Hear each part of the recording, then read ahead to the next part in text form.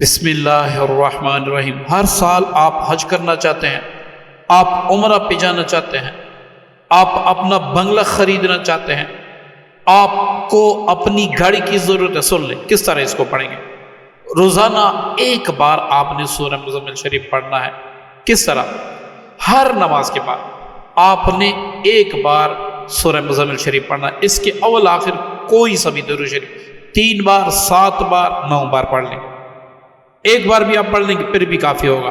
درمیان میں آپ نے سورہ مزمل کو ایک بار پڑھنا ہے، پھر آپ نے اول آخر 3 بار درود پاک پڑھ کے درمیان میں آپ نے 41 بار یا وہاب یا عزیز، یا وہاب یا عزیز، اس کو آپ نے 41 بار پڑھنا ہے۔ ٹھیک ہے، یہ آپ نے ہر نماز کے بعد اس طریقے سے کرنا ہے۔ جب ختم ہو جائے، مطلب کہ آپ سورہ مزمل شریف بھی پڑھ لیں، آپ یا وہابو بھی پڑھ لیں، اب دعا کریں، یا اللہ اس کلام پاک کی برکت سے جو میں نے پڑھا، اگر اس میں مجھ سے کوئی غلطی ہوئی ہے وہ معاف فرما دے۔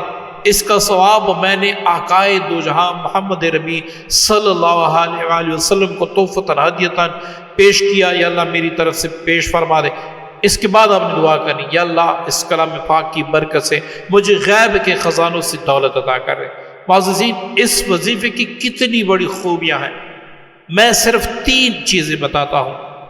آپ آج کا دن لکھ لیں، یہ وظیفہ آپ شروع کر لیں، پھر وہ جو آپ نے لکھا ہے کہ مجھ پہ اتنا قرض ہے، میرا کاروبار نہیں چلتا، مجھ پہ بندش ہے، جادو کے ذریعے سے کسی نے بندش لگائی، جنات کے ذریعے سے کسی نے بندش لگائی، نظر بد کی وجہ سے بندش، جو بھی آپ کا مسئلہ ہے، گناہوں کی نحوستیں کچھ بھی ہیں، آپ نے کیا کرنا ہے؟ آپ نے اسی طریقے سے پڑھنا ہے۔ اب آپ نے لکھ کے دینا ہے، ٹھیک ہے، سارا کچھ آپ نے لکھ دینا ہے کہ آج سے میں نے یہ وظیفہ شروع کیا، میرے ساتھ یہ پرابلم ہے۔ آپ میری اسی بتائے ہوئے طریقے سے جو کہ میں نے پہلے بتا دیا، اب 7 دن پڑھیں گے، 7 دن میں آپ کو قرض ادا کرنے کی سبیلیں پیدا ہو جائیں گی، غیب سے راستے پیدا ہو جائیں گے، آپ کو اللہ تعالیٰ غیب سے نوازنے لگے گا۔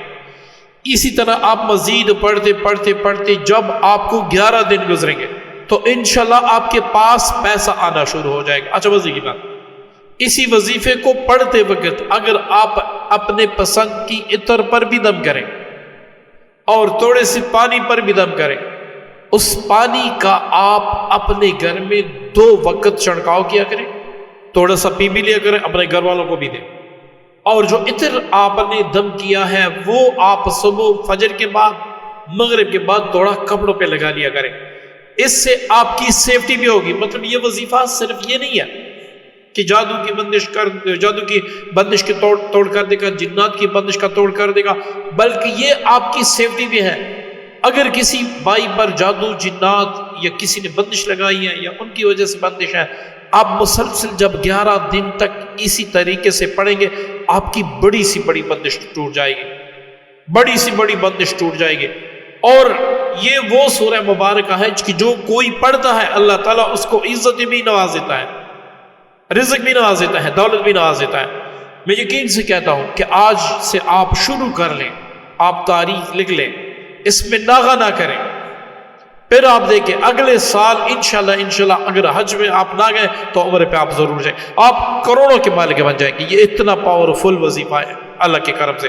بس آپ کا یقین ہونا چاہیے، آپ کا ایمان ہونا چاہیے کہ میں اس غنی رب کے ذات، اس غنی ذات کے دربار پہ آ گیا ہوں جو کسی کو بھی نہ نہیں کرتا، اس کا خالی لوٹانا یہ اس کے شان کے خلاف ہے۔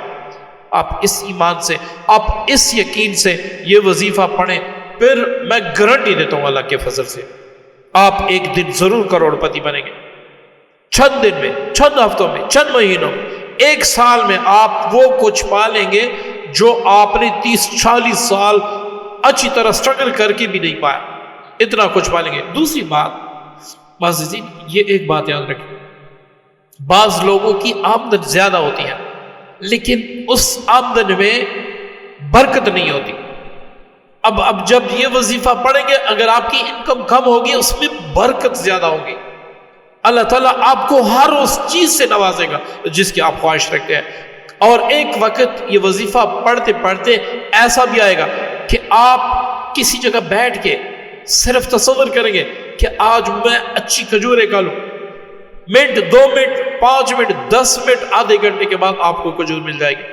جو آپ کے دل میں آئے گا انشاءاللہ وہ ہوگا، جو آپ کی زبان سے نکلے گا انشاءاللہ ویسے ہوگا۔ یہ اتنا پاورفل وظیفہ ہے، صرف دولت کے لیے نہ سمجھے، ہر کام کے لیے۔